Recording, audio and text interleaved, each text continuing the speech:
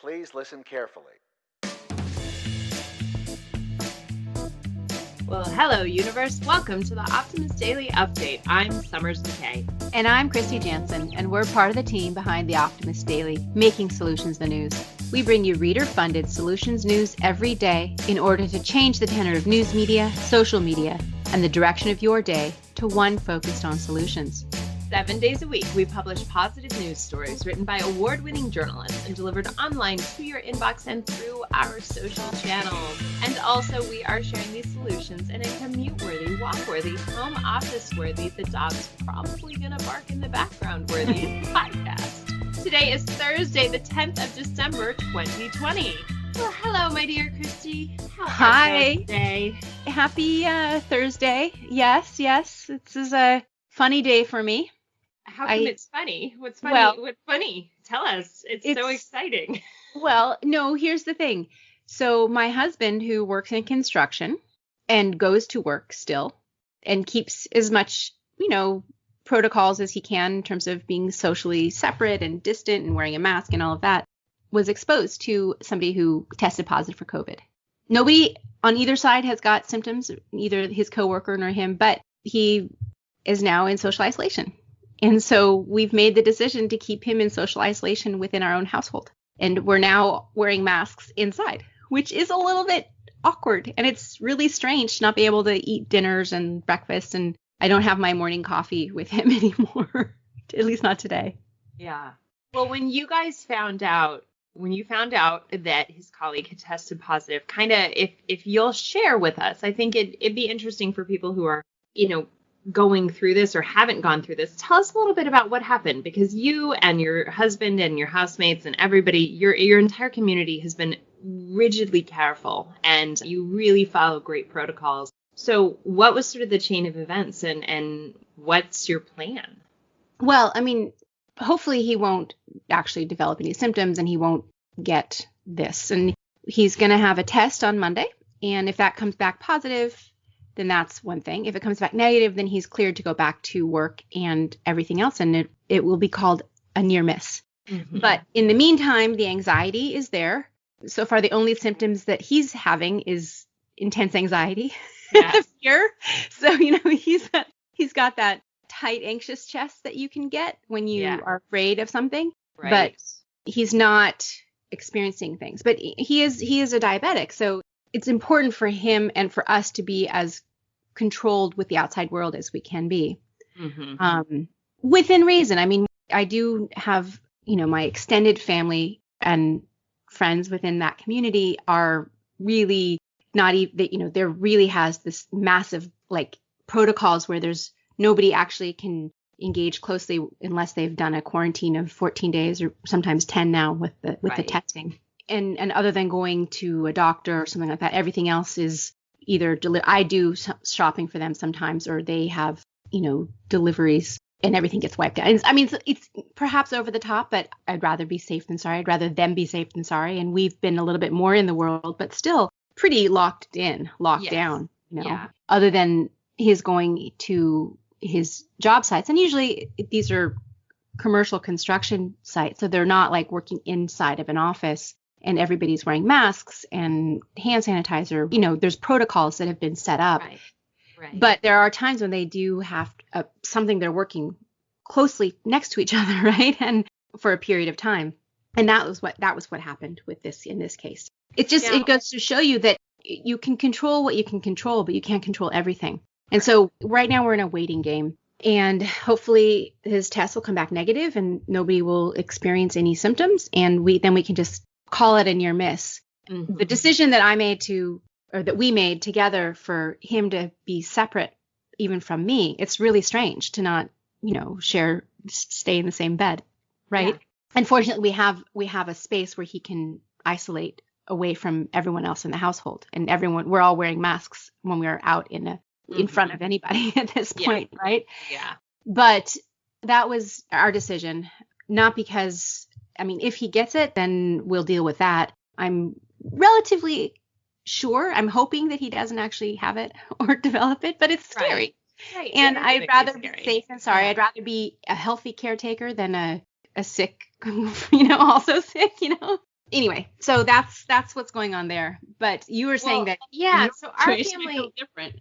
Yeah, well, we've talked about this, and actually this morning, Ava and I just got back negative COVID tests because we have to get our teenager, who is a sophomore in high school, we have to get her regularly tested because she is attending school, and that's part of the protocol. And so every couple weeks when I take her to get tested, I might as well get a test too because I'm there.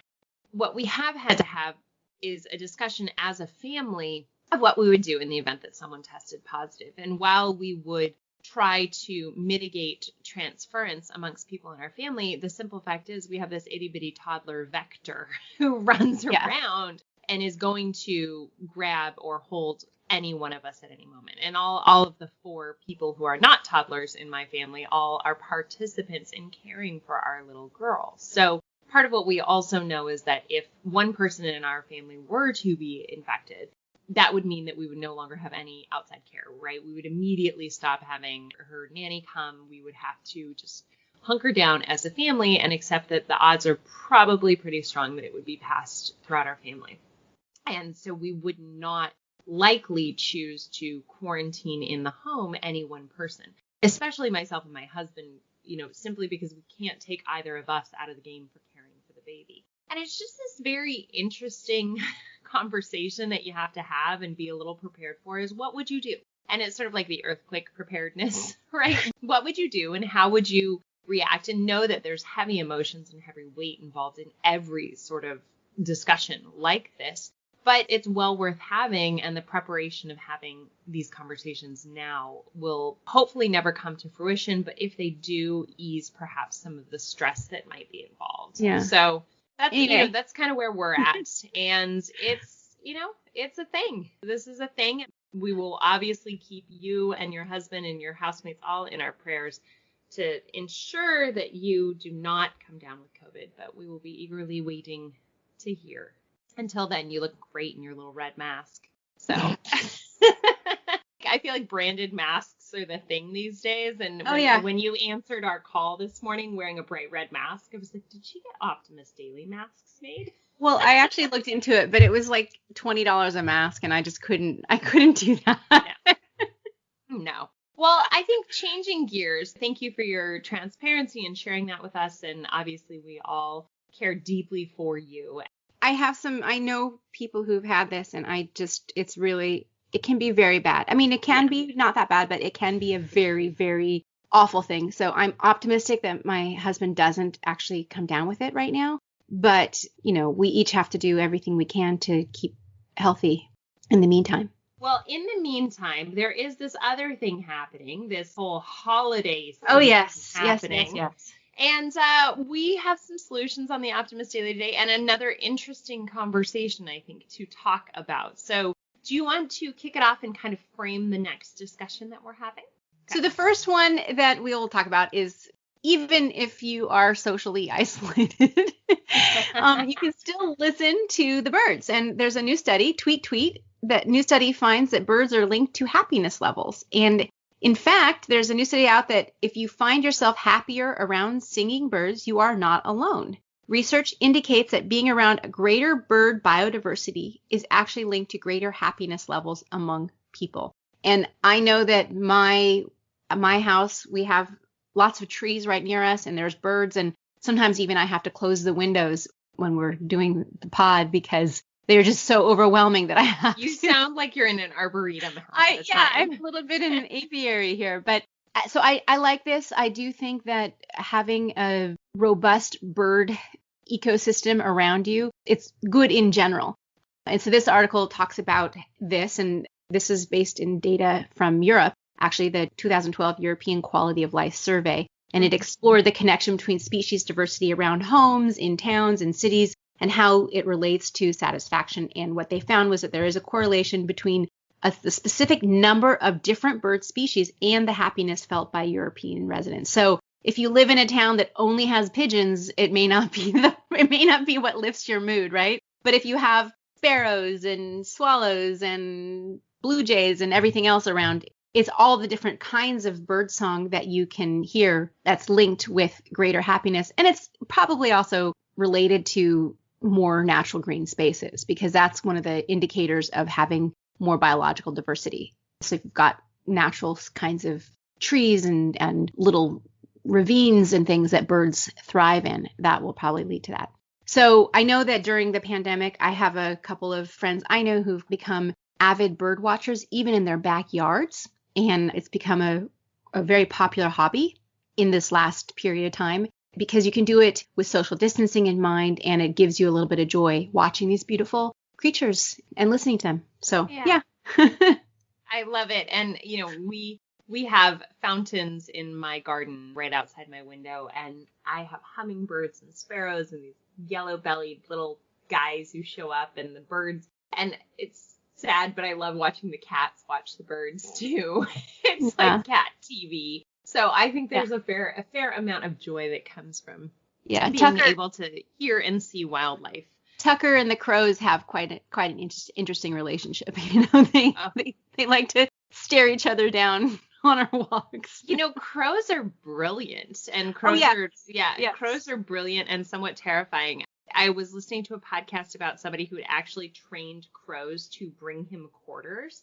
Mm-hmm. So there's like a quarter box where you have treats in there, and that you basically teach the crows that the way that they can get more, I guess this guy was using Cheetos, was by bringing quarters. So it actually was like earning money from training crows. That's brilliant. I'm brilliant. Exactly. Quarantine projects gone crazy.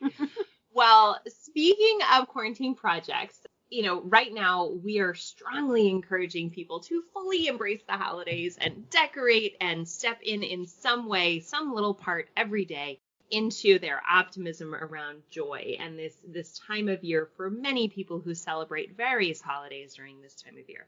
And there is this age-old question, and I guess it's sort of a contemporary age-old question, but what is the most ecologically friendly Christmas tree? Now, the headline that we have at the Optimist Daily explores one very eco-friendly option, which is a company that lets you rent an eco-friendly living Christmas tree. So if you live in California, an innovative company called the Living Christmas Co. offers customers the best of both worlds with potted live trees you can rent and return after the holidays.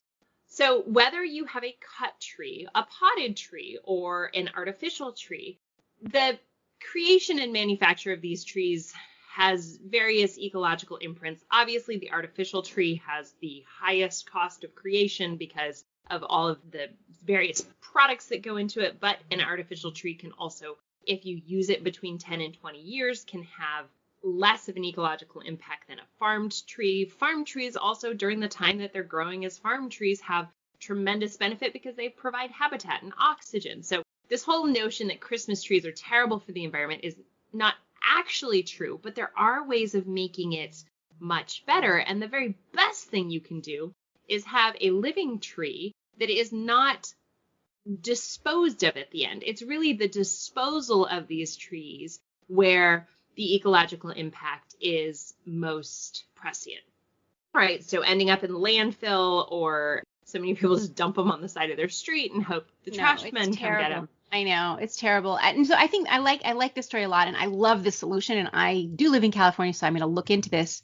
I actually haven't had a Christmas tree for the last couple of years, partly because I just feel like even though I love the scent of that fresh pine, I feel too guilty. And even having a living tree, I've done that before, but then I don't plant it. Yeah, where do I plant this?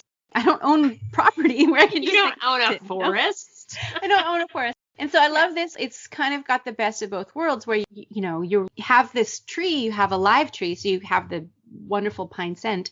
I guess the only question is, how do they ship them? That would be the biggest carbon footprint for this particular solution. And I know you were saying that you've got a tree, which is an artificial tree. We have an artificial tree, and I'll just give a quick story on the history of our tree. So there was a substantial fire season in California a few years back during the holiday season. It was a fire called the Thomas Fire that led to a big mudslide. But during that time, the air got so incredibly dry. We had purchased a Christmas tree at the beginning of that season, a cut tree. And within a couple weeks, that tree was just bone dry. It was so dry because of the fire season all around, the air. And we couldn't even have it in our house because you touched it and it just crumbled. And so we made the decision that we needed it to leave. But at the same time, a family friend of ours who had lost his wife, they had a large artificial tree that was about 10 years old. And he said he wasn't going to decorate it anymore. Would we like it? So we actually inherited a huge, gorgeous, way too big for our house, but gorgeous 10-foot tall family Christmas tree from our family friend who had used it for 10 years. And we've gone on to use it for about another 4 or 5. And will continue to use it once I can put it back up and the toddler won't try to climb it.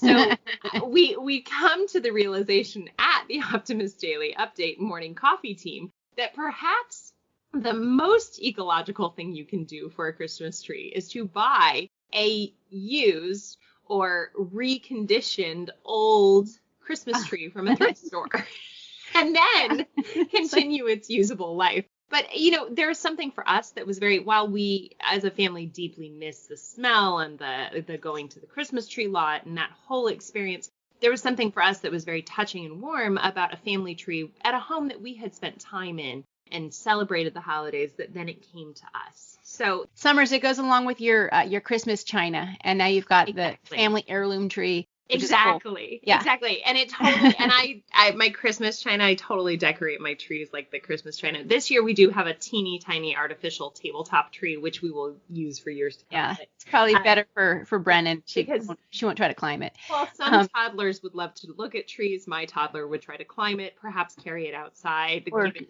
neighbors, hit the cats with it. I don't know. At least she doesn't try to eat it, Summers. That's probably good. Too busy eating sand. Yeah. But okay, so there was one more note that you had just highlighted that we do want to point out about this company that we love, the Living Christmas Co. And basically, not only are they eco-conscious, but they are a company that walks the walk, where they also, in their hiring and team practices, are looking at giving back to communities. They look to Veterans Affairs to hire many of their staff and employ individuals who are intellectually differently abled. They even collect used clothing and toys for donations along their delivery routes. So Living Christmas Tree Co., you walk the walk, and we are really, really impressed by you. Well, Summers, we're totally out of time, so we're not going to have time to read even other headlines. Just go check out today's solutions for everything else. But thank you, everybody, for listening to today's Optimist Daily Update.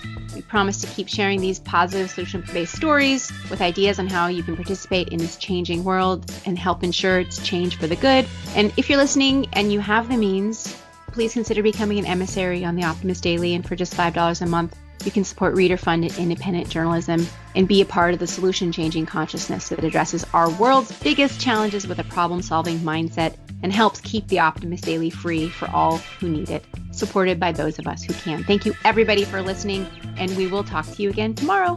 Bye, guys.